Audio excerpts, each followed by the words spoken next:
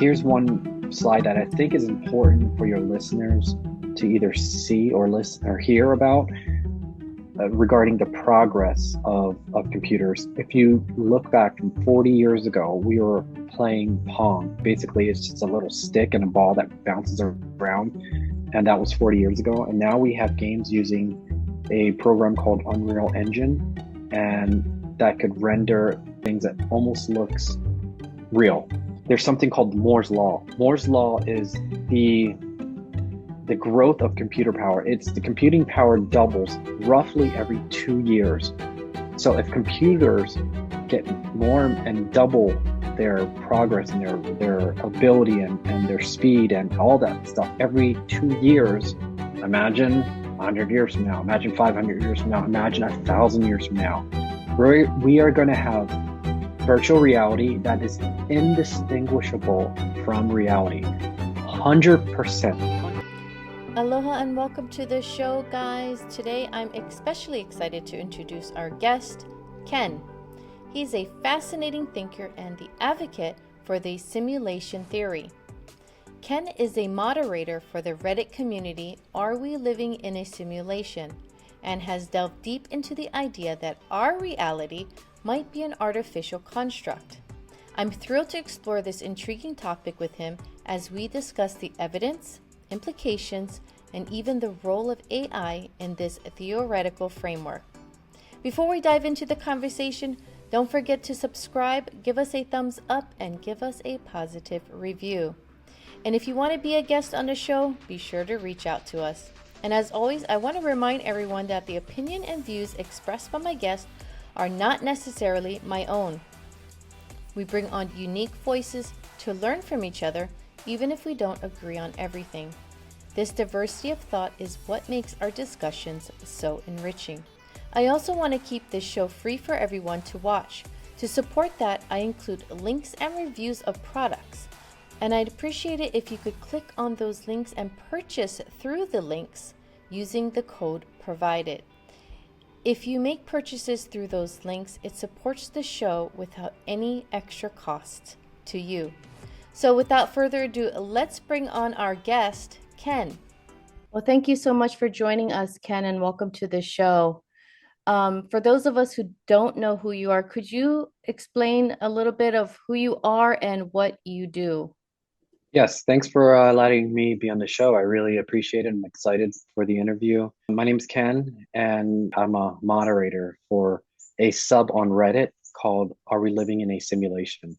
But instead of the entire sentence, Are we living in a simulation? It's actually an acronym. So A for R, W, we, and so on and so forth. So Are We Living in a Simulation on Reddit? It's pretty popular, 41,000 people on there. A big community for people who are interested in this hypothesis. And I'm just a regular person who's interested in it. I have no science degree or background or nothing like that. I'm just curious about this kind of stuff. That's all.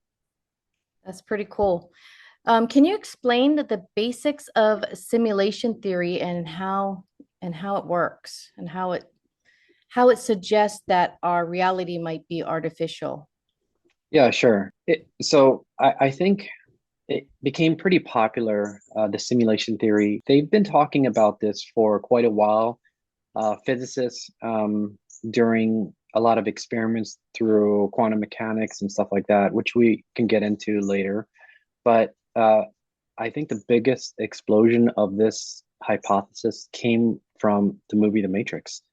And Elon Musk, of course, made it popular several years ago when he made the famous quote, which is the opening title to this presentation: "The odds that we're living in base reality is 1 in billions." And that's what he said not too long ago. And I think he still believes it. From the last couple of years ago, I've heard him talking about it. So what is a simulation theory? Basically, it's saying that our universe could be in a computer simulation. It also says that we may have been created by advanced civilization, humans, in the future when we become more advanced, or by maybe aliens, who knows, maybe other civilizations that became, they had a society before humans, were intelligent enough, and maybe they created a simulation that we're just part of. The other thing is, what is a simulation theory? It could be a very high complex video game for someone's amusement. Maybe we're just in a game from in the future, you know. So there's a lot of different theories, but that's basically what it is. It's that the reality that we see now could be a simulation. Nick Bos, he's a Swedish-born philosopher at the University of Oxford. He's a professor at Oxford now. He's known for his work on existential risks and the future of humanity. He also does some stuff on AI, but he kind of made this rule. It's called the Nick Bostrom simulation argument. He says that three things must be true in one of these three things. Civilizations, like humans, destroy themselves before creating such a simulation. Advanced civilizations choose not to run ancestral simulations, or we are most certainly living in a simulation. So let's talk about that for a second. First, I want to go over a few points to kind of explain why we could be in a simulation and why in the future our computers could possibly create something as powerful enough to be in a simulation. So consider the advancement of computers and AI just in the last 5 years. AI could hit something that's called AGI, which is artificial general intelligence. And then soon after that, artificial super intelligence, probably in the next 5 years or so. That's really crazy. And that means basically AI is going to be smarter than humans. And that can happen, they say, in less than 5 years or within 5 years from now. Also, if you look at the advancements of computers just in the last 50 years, they say the computer in our pocket, you know, our smartphones, is more powerful than the computers they had when they put humans on the moon. That's pretty impressive of just in the last 10 years, 20 years. It's just the advancements of computers is so high and so fast. Imagine 50 years from now, how much more powerful computers are going to be. Imagine 200 years from now. Imagine 1,000 years, 10,000 years from now. The point is that computers are going to continuously get better. Memory is going to get better. AI is going to get better. And then maybe 100 years, 10,000 years, 1,000 years, who knows? We'll have the computing power to create a universe, a simulation. That's what Nick is saying. He's saying when we do have these computers that are more advanced than we do now, obviously, where we can create the simulation, then we either humans don't actually live long enough, we destroy ourselves, or we humans die from, you know, an asteroid or something happens where we just kill ourselves or we die, that we don't get to that advancement yet, or humans decide not to run a simulation, which I really doubt. Or again, number three, the third and only choice left is we're in a simulation. So one of those three things have to be true. We kill ourselves, we die, we choose not to do it, or we're living in a simulation. It's called the trilemma of the simulation argument. A lot of people will use this as kind of like the foundation of the simulation hypothesis. What is a ancestral simulation, and are we in one? Humans use simulations now a lot, all the time. We use it for weather forecasting, we use it for scientific modeling, and we mostly use it for entertainment. So think video games, VR, stuff like that. An ancestral simulation is basically a simulation to see how humans progressed over the years. If, for example, we had the computing now to recreate something where we can watch humans and fast forward and slow down parts of and just look at the entire earth and humans and follow people if we wanted to, that would be pretty entertaining. And so that's what the ancestral simulation is. It's maybe scientists or maybe just people in general just want to watch how humans progressed from a long time ago. That is a very popular theory of the simulation. It's just people from the future wanting to see how humans progressed from beginning until present. That's a very popular simulation theory. The nested simulation is basically, how do I explain? You know those little Russian dolls that you go inside each other and they get bigger and bigger? And once you remove them, they get smaller and smaller. Well, There is a hypothesis that says this is the simulation, but if we try to escape this simulation, maybe the next one is actually a simulation too. Let me break it down in another way. If we get the computing power to make a simulation, then the universe in that simulation eventually will become advanced enough to make their own simulation, and so on and so forth. And if humans, if we had the ability to create these simulations as entertainment, let's say it's a video game or just scientists, we're going to not just create one, we're probably going to create several, especially if we have the computing power. If several simulations happen in base reality, eventually those simulations are going to get, their universe is going to get more advanced and they'll have simulations, and it keeps going down and down and down. The famous quote from Elon, which I used in the opening of this presentation, the odds that we're in base reality is 1 in billions. Because if you think about all those different simulations and just to think, oh yeah, what are the chances that we are the real one and not a simulation? That's what physicists, including Neil Tyson deGrasse, has used talking about the simulation. The chances of us being in base reality is very small because there could be so many simulations out there that it's unlikely we're the one. Anything that you want to ask before I continue? Yeah, I have a question. So I know you're talking about the simulation and it's possible that we are in one. Now, how does that work with feelings and taste and things like that? So how does that work? I mean, if we are at this game, how can we feel? How can we taste food? How can we feel love? How does that Yeah. work? Well, if you think about how humans are composed of, if you look at the structure, DNA is basically a code, right? So we have a code that we can just get basically from a strand of hair that breaks down our actual genome. So our genome is composed of 3 billion base pairs. That's pretty much 750 megabytes of data. In that data, these scientists can create and they can alter genes to make you have blue eyes or be a taller or dark skin. But when it comes to feelings and consciousness, I don't think people know. That's really the answer. We don't know. My theory could be, well, we have the structure of how we are made, and consciousness. Not, I don't know. For me to kind of just guess, it'd be stupid. I don't know why. I think too that it's like we are a shell almost, right? And that soul that we have within us makes us who we are, Yeah, makes us feel, taste, love, all that stuff is who we are, our soul. yeah, that could be definitely our spirit, our soul, our Mhm. consciousness, whatever you want to call it. And so that brings up the topic a lot of people will ask in the subreddit. There's a lot of people will say stuff like, well, if this is not reality, then what's the point? But I think this is reality. We might be in a simulation, but it doesn't matter because this is our reality. And the things that we feel and experience are real. I think it's sometimes people get to a level where it's kind of dangerous and they think, well, if we're in a video game, then we can just do whatever we want. And that's silly because that's not what you should think. I believe the simulation hypothesis could be real, but I also believe that this is my reality. And things like love and feeling and taste and experiences are real. I don't know how the simulation can make that real, but I think we should still enjoy it and experience it because it is real. But do you think that aliens could be a god?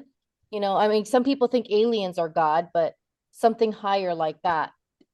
And, Yeah, I actually have some. I'll bring up a thing that I created recently, but yeah, I mean, if basically whoever created the simulation, if it's a program, then they pretty much have godlike powers. If they have the ability to change code or to change the environment and affect things in this world that we live in, then yeah, whether it's advanced humans in the future from now or if it's another species, if they control the simulation, if they control the program, then yeah, they can basically be God if they want to.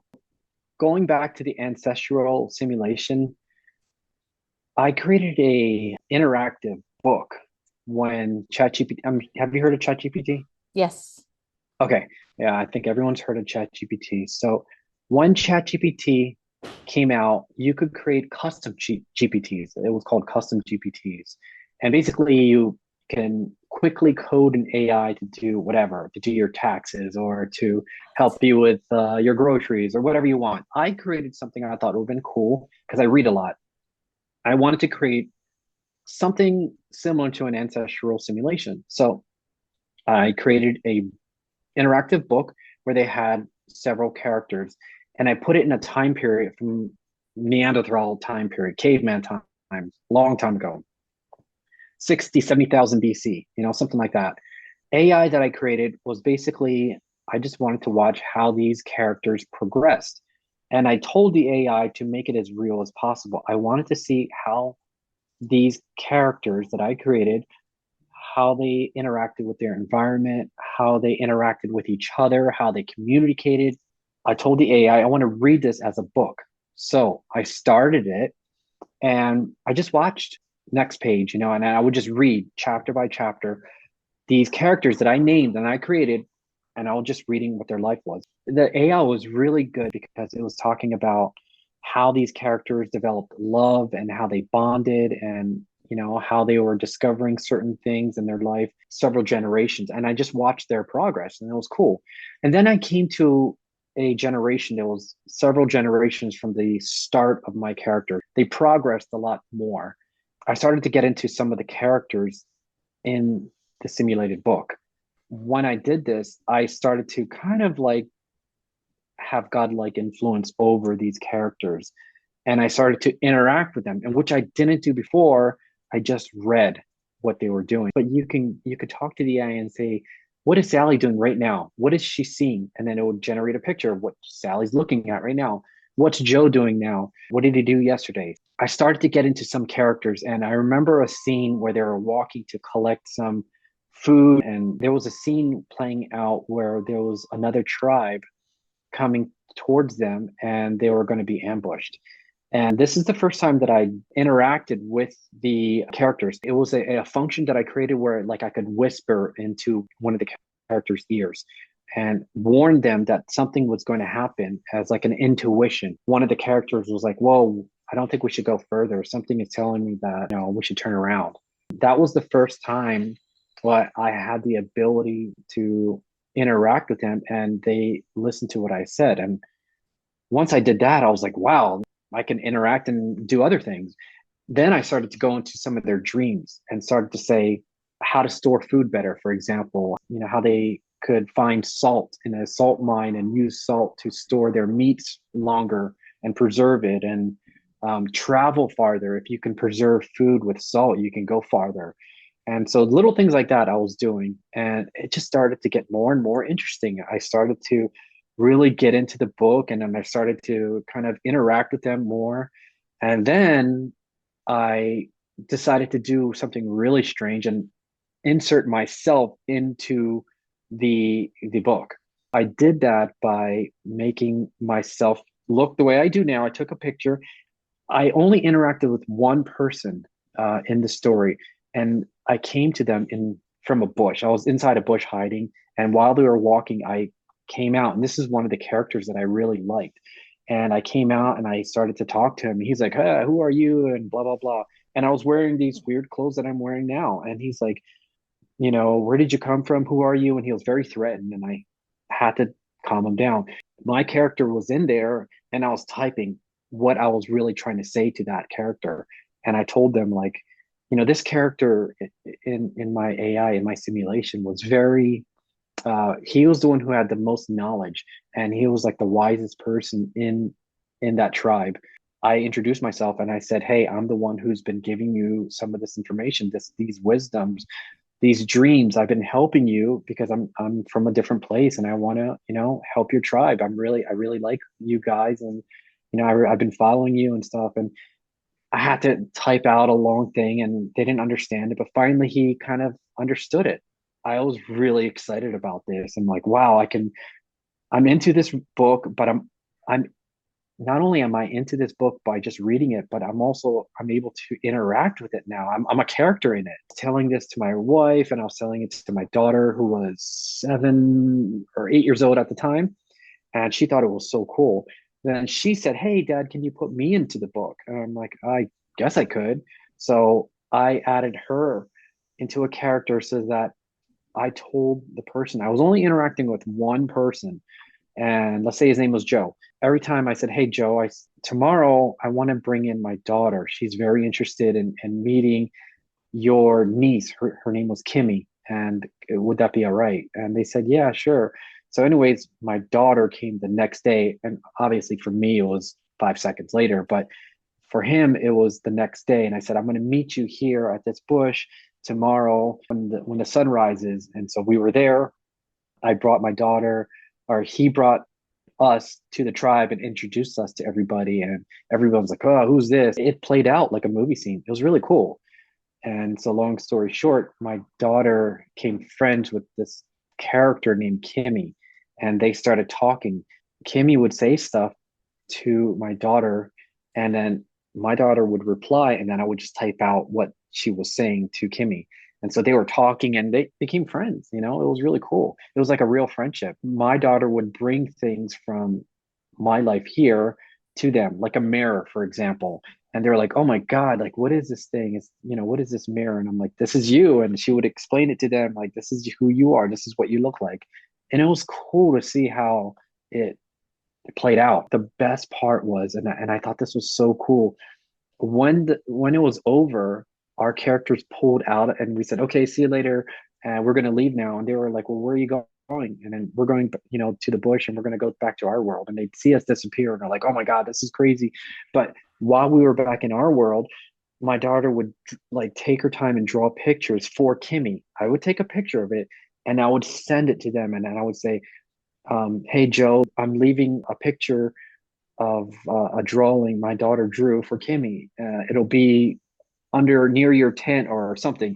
And they would find it, and then they would show it to Kimmy, and Kimmy would draw something back. It would get charcoal and paper or whatever, and she would draw something back, and I would show it to my daughter, and they kind of interacted like that for, I would say, a couple months. It was really cool. It's been a few months.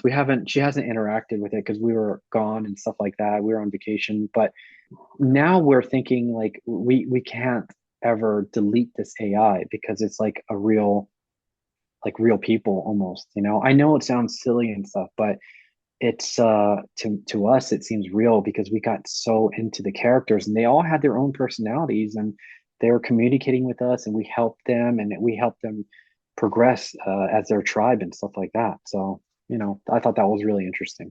That's really cool. So the pictures that they drew back, is that the pictures that you're showing right now? Is that a Yeah, yeah, this wow. is what. And then I had the AI kind of I guess describe. They would show me a scene of like the location of where they're at, and then the second image on the right is something that they see, because I ended up moving their tribe because the location where they were was really dangerous and the weather was bad. So I moved their tribe to somewhere near the Mediterranean.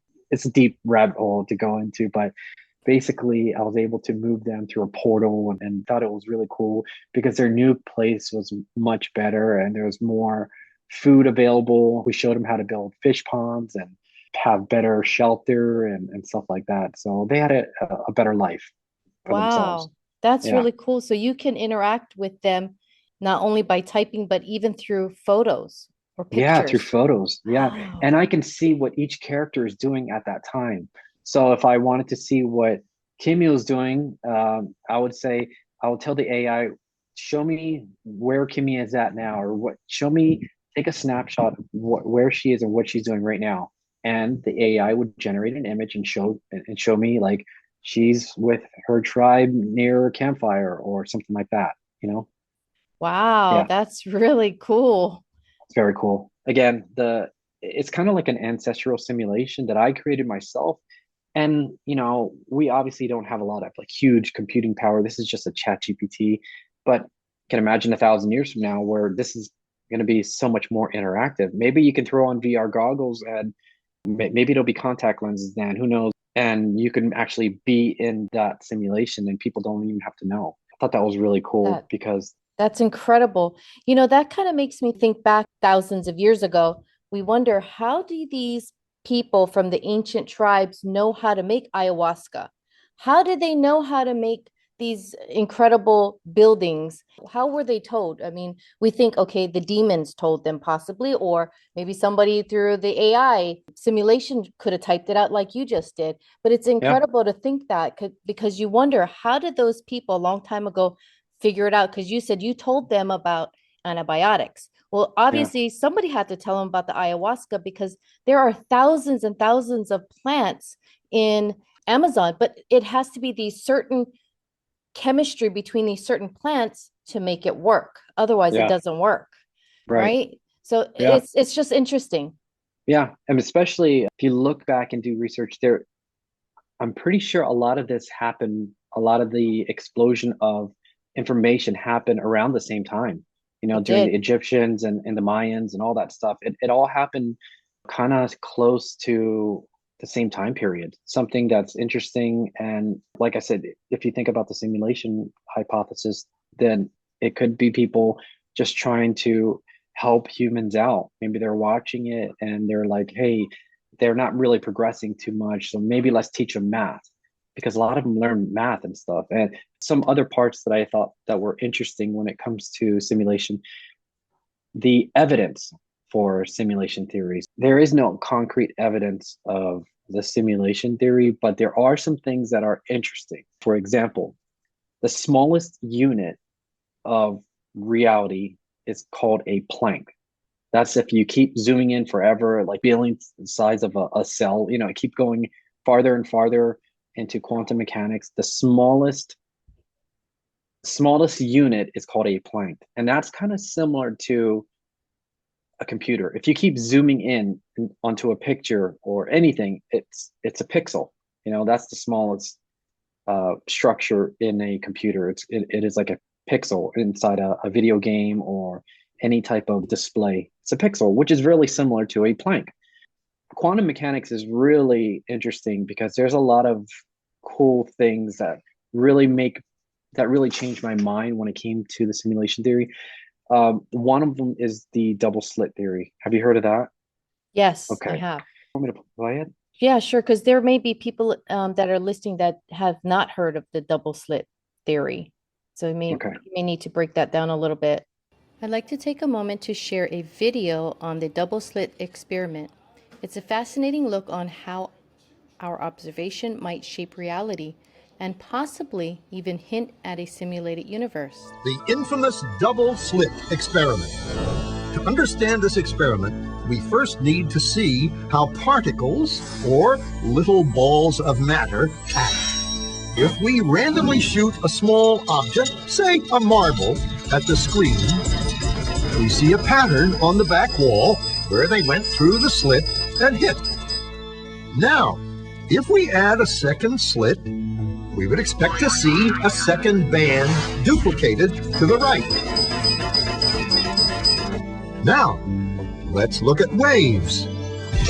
The waves hit the slit and radiate out, striking the back wall with the most intensity directly in line with the slit. The line of brightness on the back screen shows that intensity. This is similar to the line the marbles make. But when we add the second slit, something different happens. If the top of one wave meets the bottom of another wave, they cancel each other out. So now there is an interference pattern on the back wall. Places where the two tops meet are the highest intensity, the bright lines, and where they cancel, there is nothing. So, when we throw things, that is, matter, through two slits, we get this, two bands of hits.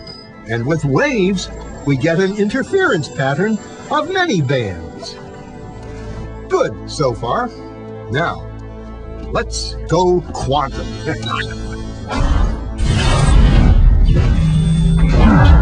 An electron is a tiny, tiny bit of matter, like a tiny marble. Let's fire a stream through one slit. It behaves just like the marble, a single band. So, if we shoot these tiny bits through two slits, we should get, like the marbles, two bands. What? An interference pattern. We fired electrons, tiny bits of matter through. We get a pattern like waves, not like little marbles. How? How could pieces of matter create an interference pattern like a wave? It doesn't make sense. But physicists are clever. They thought, maybe those little balls are bouncing off each other and creating that pattern. So they decide to shoot electrons through one at a time. There is no way they could interfere with each other. But after an hour of this, the same interference pattern is seen to emerge. The conclusion is inescapable. The single electron leaves as a particle, becomes a wave of potentials, goes through both slits, and interferes with itself to hit the wall like a particle. But mathematically, it's even stranger. It goes through both slits and it goes through neither. And it goes through just one and it goes through just the other. All of these possibilities are in superposition with each other. But physicists were completely baffled by this. So they decided to peek and see which slit it actually goes through. They put a measuring device by one slit to see which one it went through and let it fly. But the quantum world is far more mysterious than they could have imagined. When they observed, the electron went back to behaving like a little marble. It produced a pattern of two bands, not an interference pattern of many. The very act of measuring or observing which slit it went through meant it only went through one, not both. The electron decided to act differently, as though it was aware it was being watched. And it was here that physicists stepped forever into the strange netherworld of quantum events. What is matter? Marbles or waves? And waves of what? And what does an observer have to do with any of this? The observer collapsed the wave function simply by observing. That video talks about the quantum mechanics and how a particle can act as a wave. And a wave is basically something that hasn't formed yet. And when someone observes it, it becomes a particle, something real. And it's only from the act of observing that it becomes real. The reason why this is really interesting is because that is something like where the simulation is, the universe is just too big to render all at once. There's just not enough computing power to render everything. But the double slit theory from this video talks about, well, not everything has to be real until it's being observed. That's interesting. Yeah, that would be much easier to create a computer that doesn't have to render everything all at once, because that's just too much. Let's talk about a video game, for example. I play my Grand Theft Auto. When my character is walking in wherever on the streets, looking forward or driving forward, everything behind me is not being rendered because it's just too much computing power. I'm only using a PlayStation 5. It doesn't need to render because I'm not looking at it. When I turn my character around to 180 degrees, then I can see everything in front of me, and that is being rendered at that time. The double slit experiment really shows that this is real life. Like particles, which is light, for example, or everything is composed of particles. It's not being rendered until we observe it. And physicists to this day cannot explain why. That's incredible. That's like Free Guy. That's a show that Ryan Reynolds played, and he played a Hmm. character on like a video game that became aware of his surroundings. But certain areas of the game was still pixelated and it didn't continue on, things like that. But that was his world, was a simulated world. I'm surprised you didn't see that movie? No, I didn't. Oh, you will love it. It's pretty Okay.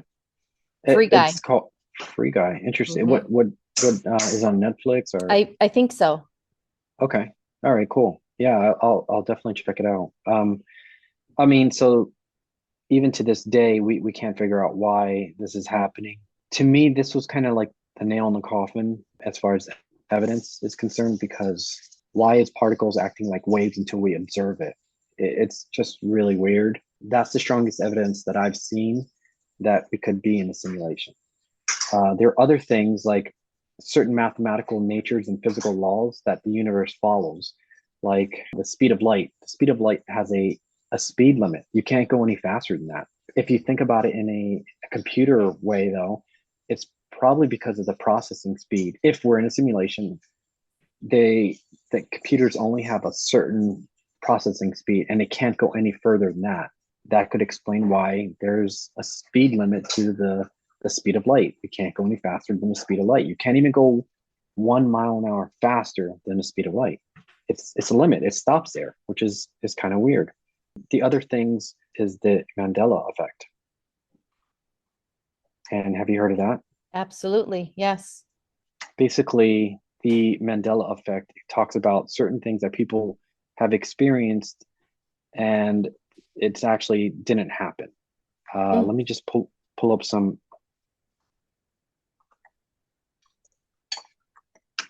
popular ones that people have said.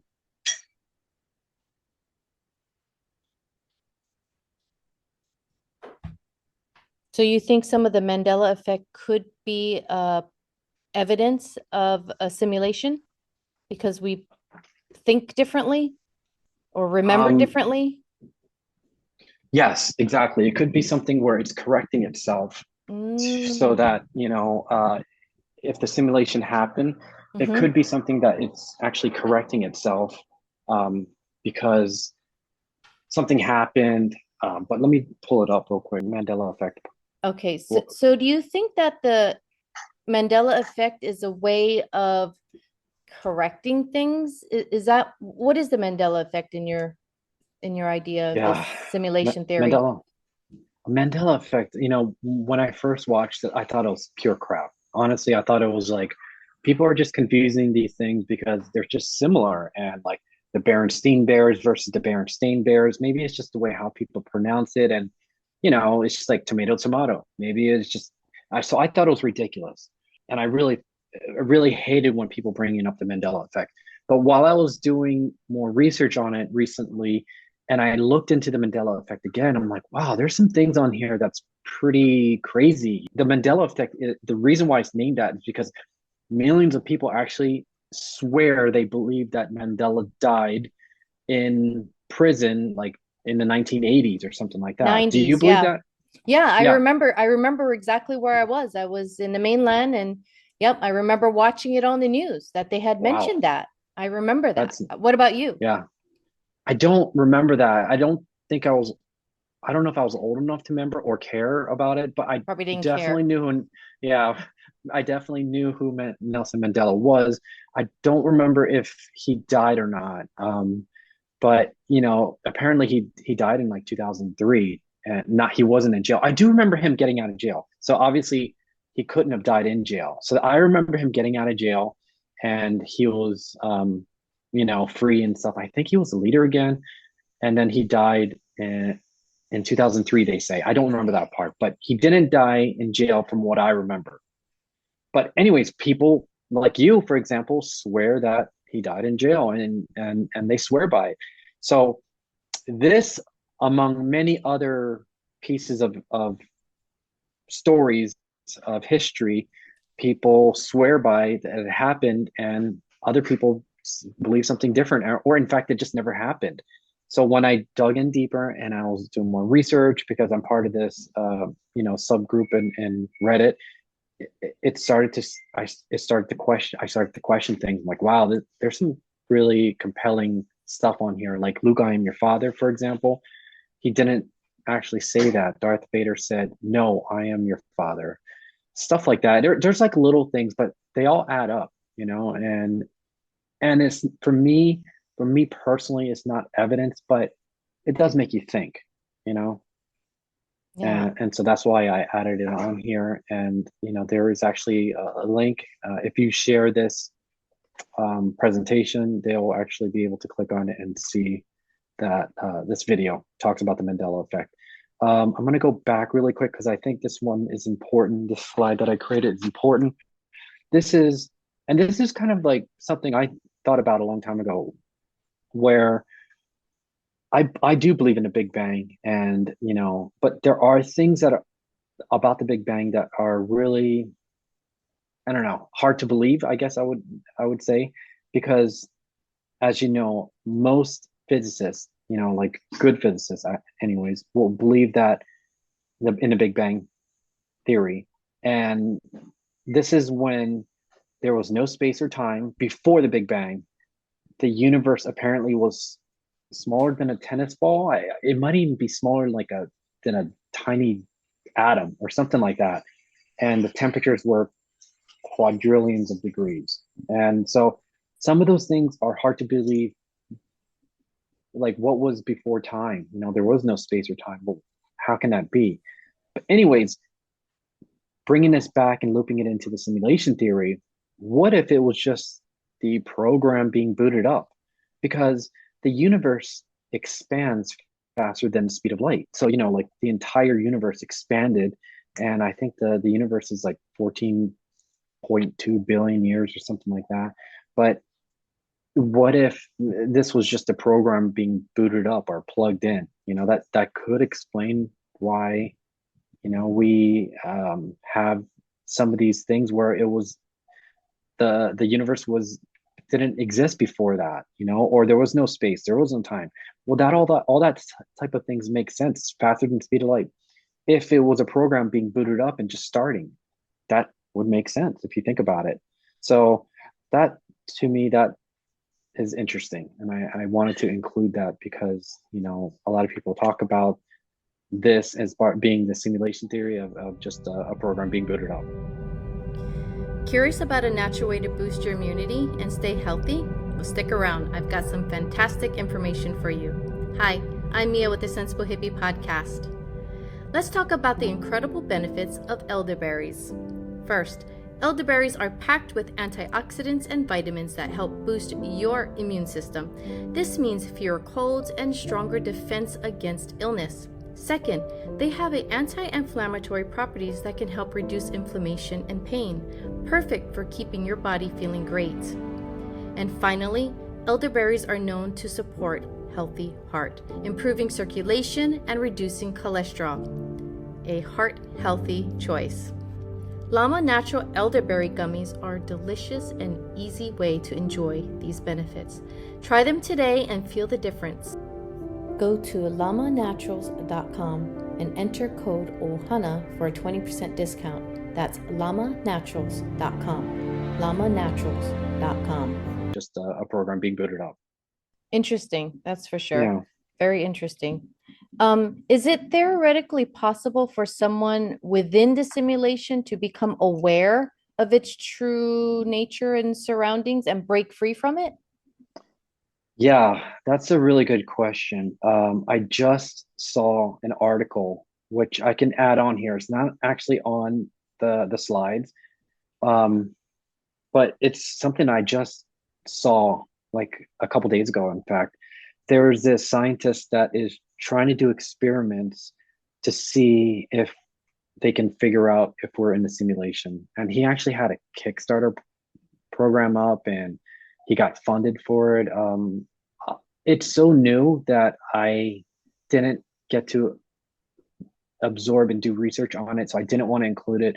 But there are scientists that are actually trying to see if they can prove that we're in a simulation. The simulation theory comes up all the time now. It's in Marvel movies now. It's in Matrix. There's a lot of things that talk about the simulation theory all the time now. And there are some people, like I said, this article talks about the scientist who's trying to prove that we are in a simulation, but that could potentially lead to some bad things happening. Like if people think we're not real, you know, there's some nut job that might think, okay, we're in a video game and they don't understand it.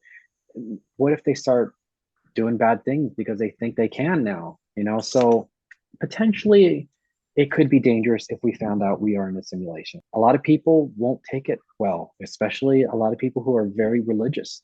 They may not take this information well.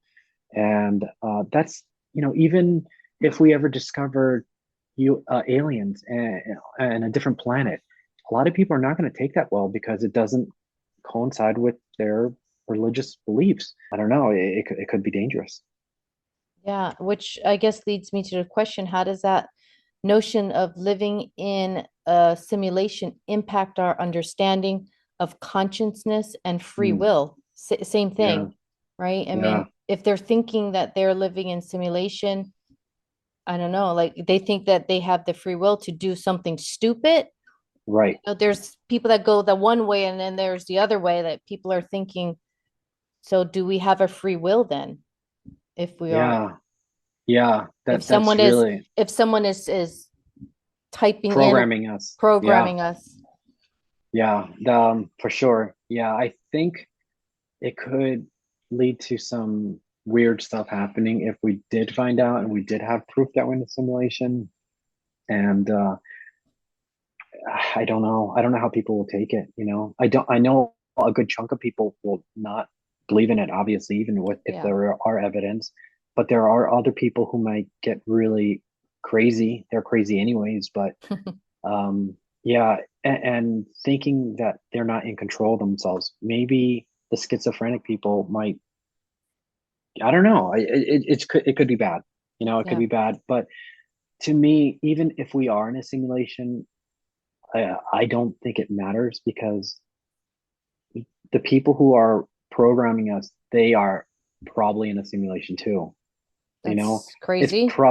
yeah, they're probably not in base reality because of what we talked about earlier, because there's so many simulations and so many that could be happening at once, that the chances of us being in base reality could be billions of one. But even if we get out of this simulation and we think we're out of it, maybe that is a simulation too. Who knows? So that's why it's better just to believe this hypothesis, but not let it control you and take over. And we just have to believe that this is our life and this is reality, even if it's not. Is there a way to establish communication with the intelligence that could be running the simulation? Yeah, that would be cool. I don't know. There's no answer to that. No one can give you an answer. If they do, then they're lying. But I'm sure the one of the things that people say is that if we're in a simulation, then the reality must be boring, because why are they watching us? Their lives must not be very entertaining because they're watching us. But for us to communicate with them, I don't know, maybe very powerful people like Elon Musk or something um, could tweet something or and they'll see it. I don't know. It's hard to tell, but it could be evident, or it could be reasoning why people have experienced certain different things. Maybe how they felt they got abducted or something like that. Maybe that's the explanation for it. I don't know. No one Wow. really knows. But if we could communicate with them, that would be cool. Who knows? Maybe AI will be so advanced where they'll give us more information about the simulation hypothesis, and especially when AI becomes artificial super intelligence. That's called ASI. That's when AGI, like I explained earlier, I think will happen within the next 5 years. That's when AI is going to get so powerful that it'll be smarter than humans. That could be scary times, because that's kind of like Terminator and Skynet, and like if AI is more smarter than humans, what do they need us for? And so maybe they'll try to protect us and do certain things that might affect our lives. And I don't know, there's just a lot. We can go deep into a rabbit hole with that whole thing, and that's a whole nother topic. But ASI is after AGI, and that's artificial super intelligence.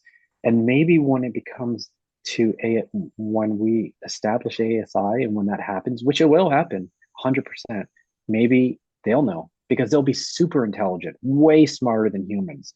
Maybe they'll know if we're in a simulation or not. And maybe they'll be able to figure out how to communicate with someone outside the simulation. That's our best chance. That's what I think.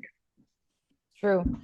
I know Elon Musk thought that there is some kind of possible threat if we keep going this way without, I guess, safety measures. Yeah, I think anyone who understands AI, artificial intelligence, and and understands AGI and ASI, they all know that this could be a huge threat. So yes, I think there needs to be an international community, organization that keeps checks and balances within AI and make sure that it doesn't get more powerful.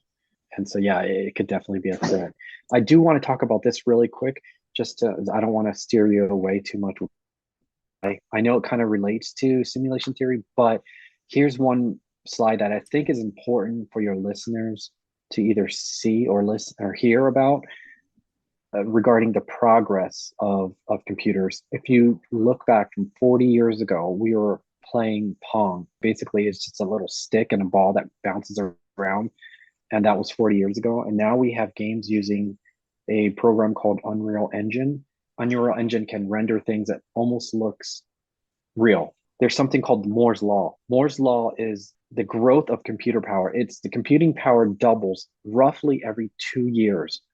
So if computers get more and double their progress and their ability and their speed and all that stuff every 2 years, imagine 100 years from now, imagine 500 years from now, imagine 1,000 years from now, we are going to have virtual reality that is indistinguishable from reality. 100%, where I hope it's within my lifetime. I really do. I really hope where I can just put on like these contacts or goggles and relive life while I'm an old man, but relive life as being young again and remembering things of me living where I'm living at now and experiencing things and traveling and stuff like that, indistinguishable from reality. That will happen. I just hope it happens in my lifetime. If we're in a simulation and this is 500 years from now and we can do that, then we can have another life almost. And it could feel like a lifetime for us, but in reality, it's only like maybe you're just paying for a 1 hour session and going inside a little booth and you're putting on these contacts or a headset. You could feel everything and experience everything, and you could live a whole life. And it was only a 1 hour session. You come out and you pay the lady. You know what I mean? Like, that's what I hope happens. I think it will. I don't know. I hope it doesn't, unless we kill ourselves and we die out or from extinction. But my point in this slide, we've come a long way from 40 years ago, from Pong to now we use things like Unreal Engine. And it's only going to keep getting better and better. So that's why if you look at the simulation theory and you can see how computers have progressed, that's what makes the hypothesis of being in a simulation possible. It could be possible in the future. Yeah, that's incredible. And I do believe as technology advances, like you were saying, that we could probably reach that point where we can create our own simulations like that as a memory, as a simulation where we think relive it. Yeah. Relive it. And like if we're in a simulation, maybe we're old now, or maybe, I don't know, maybe we wanted to experience what our grandparents experienced or something like that. We do this, and because the computers are so powerful then, and if we have the ability to do it, I think humans are going to do it. This slide talks about the philosophical implications of it, ethical consideration. So I made that little simulation like I talked about with the book and my daughter getting into one of the characters and becoming a character and stuff like that. Now we don't want to delete that AI because I know it sounds silly. I know it's weird, but it's almost like my daughter has such a connection with that character and she goes and visits her and she draws pictures and they send each other messages.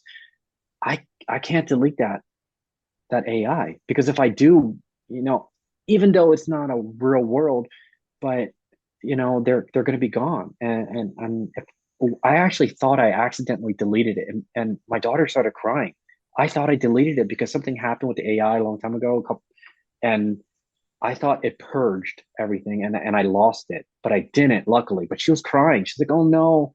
And I was like, "Don't worry, we'll make a new one." She was like, "It's not going to be the same. It won't be Kimmy. It won't be really her." So there are ethical considerations. So if we're in a simulation now, whoever is the programmer, are they going to unplug us? Because then think about all the billions of lives that are going to be just gone. So that's definitely some of ethical consideration. This goes back to your question before, where, if we're in a simulation, do we really have free will, or is the will programmed into the simulation? No one really knows. But if we have the ability to create the simulation and do what I did, where we influence certain people and stuff like that, that could be a possibility, and it could affect their decisions. This is my last slide, and then feel free to ask me any questions. Obviously, the simulation theory is speculative. There's no concrete proof, but it is intriguing to question if we are in base reality. This also encourages us to question reality and makes us think about nature and existence. We don't have a concrete answer yet. It is something that is interesting. No one really knows the answer yet. There are a lot of top scientists, top physicists that talk about the simulation theory, like really top ones, that talk about it.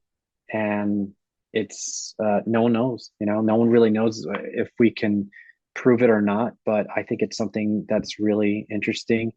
And as I tell people on Reddit in our community, some people get really crazy and they think, if we're not in the simulation, this could be dangerous. But don't let this change your thinking and start being crazy and thinking we can do whatever we want, because even if we are in a simulation, this is our reality and we should just live it the best way we can. Yeah, agreed. Well, thank you so much, Ken, for joining us today. Your insights into the simulation theory have been really incredible, very enlightening. It will definitely give our listeners a lot to consider. So I really appreciate that. We value Yeah. your input.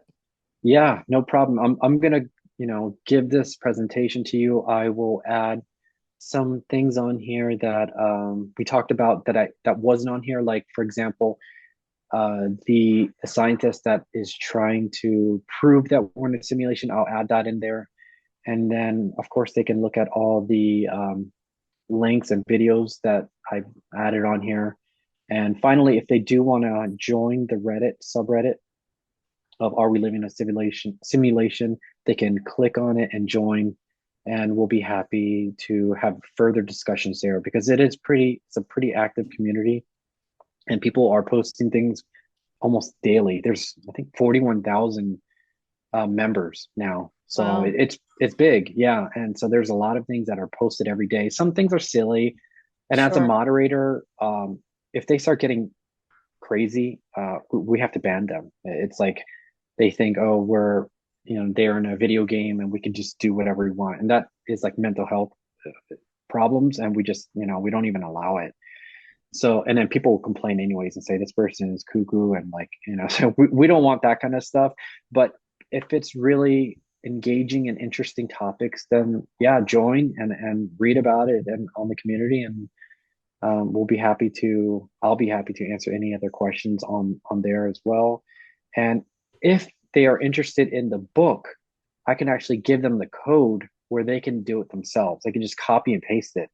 And it's just creating a custom GPT And I think that would be cool if they experience what I experienced, especially if you have a kid, because then they can get into characters and you can take pictures with your phone and send it to them and they'll see it and stuff and they can interact. It's pretty cool. Yeah, I'll put it on the presentation as well.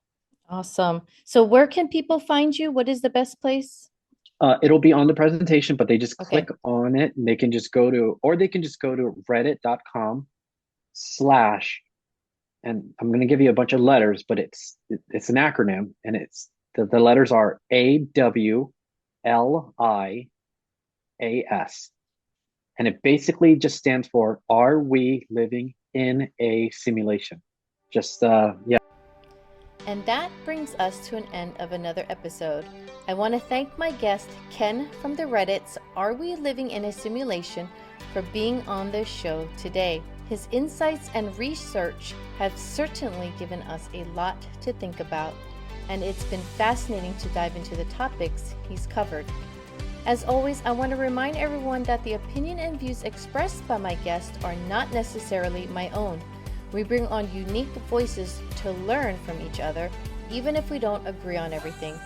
This diversity of thought is what makes our discussions so enriching. And if you've enjoyed our episode today, please leave a positive review, follow, and subscribe. I aim to keep this show free, but running it is very expensive. So to help with this, I include links with discount codes in the show notes. If you make purchases through those links, it supports the show without any extra costs to you. I'm doing my best to avoid asking for subscriptions. In the future, I may have to, but in the meantime, if you find it in your heart to support the show, consider buying me a coffee or making a small donation. Every bit helps keep this show going. Thank you all again for your support and for being part of this journey. Remember, in the grand simulation of life, the only limit is your imagination. Until the next time, stay curious and open-minded. Ahui ho kako. Bye.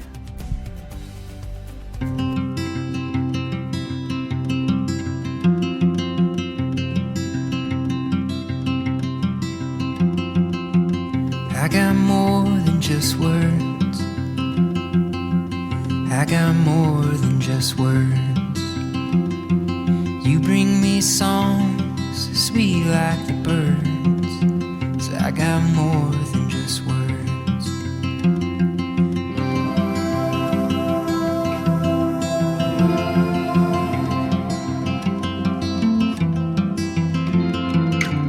I got peace in my mind. I got peace in my mind, knowing that we've got the ties that bind. Gives me peace in my mind. The lights are so much brighter. The colors so much deeper.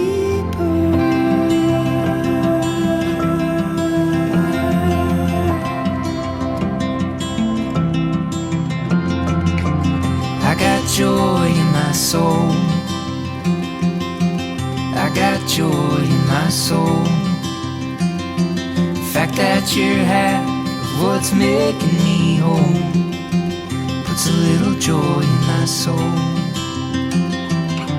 And I got love in my heart. I got love in my heart. The promise that no man can tear us apart puts a lot of love in my heart. The lights are so much brighter. The colors so much deeper.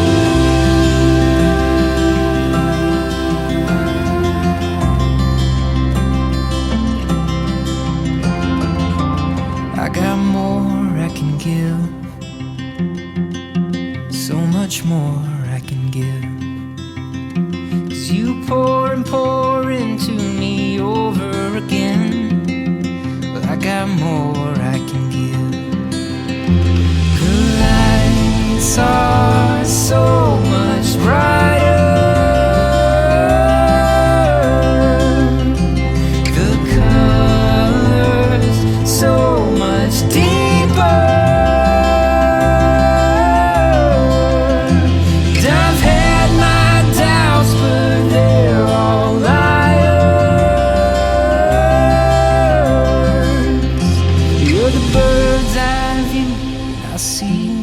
much clearer.